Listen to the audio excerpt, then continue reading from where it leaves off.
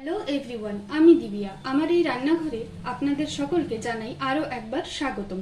আজ আমি রান্না করব পালং শাক দিয়ে আলু বেগুনের একটি তরকারি। এর জন্য আমি নিয়েছি আলু, বড়ি, কাঁচা লঙ্কা, কয়েক টুকরো বেগুন আর এক আঁটি মতো পালং শাক। প্রথমে আমি কড়া বসিয়ে গ্যাসটা অন করে দিলাম। এরপর এর মধ্যে আমি সর্ষের তেল দিয়ে দেব।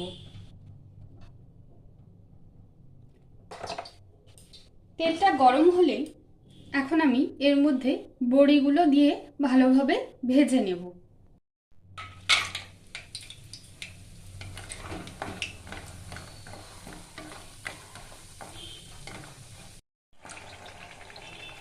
বড়িগুলো গোল্ডেন ব্রাউন কালার হয়ে আসলে এগুলোকে আমি তুলে নেব।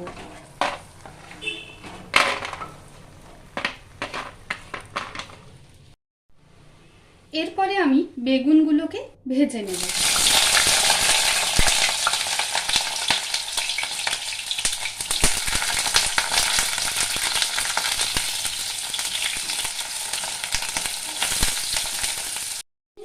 আমি সামান্য হলুদ আর লবণ দিয়ে দেব।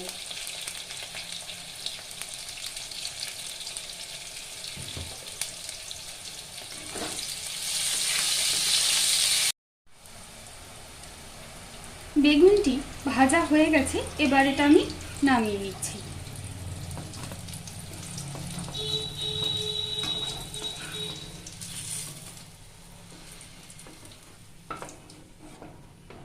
এবার ওই একই তেলে আমি কালো জিরে ফোড়ন দিয়ে দিলাম।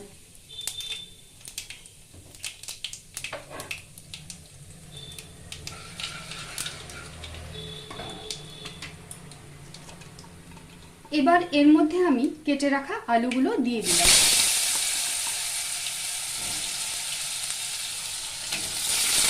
একই সাথে কাঁচা লঙ্কাটাও দিয়ে দিব।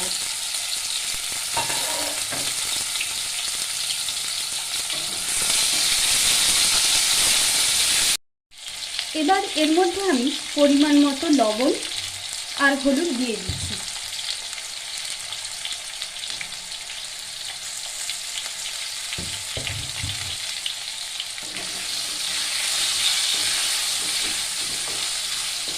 এবার এটা হলুদ লবণগুলি ভালোভাবে মিশিয়ে বেশ খানিকক্ষণ ঢেকে রাখবো।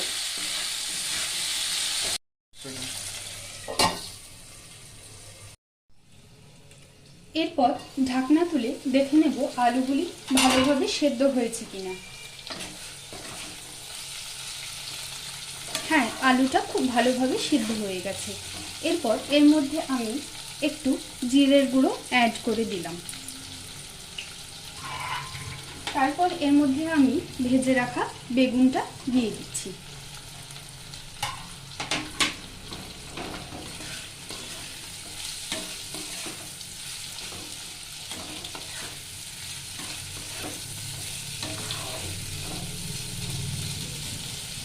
এরপর আমি কেটে ধুয়ে রাখা পালং শাকটা দিয়ে দিলাম।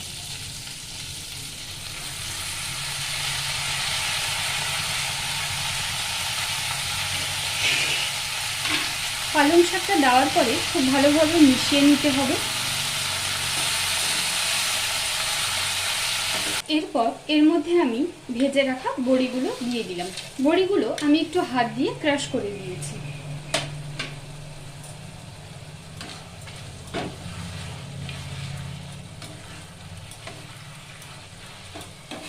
এরপর এর মধ্যে আমি সামান্য একটু জল দিয়ে দিব, যাতে বড়িটা ভালোভাবে সেদ্ধ হয়ে যায়।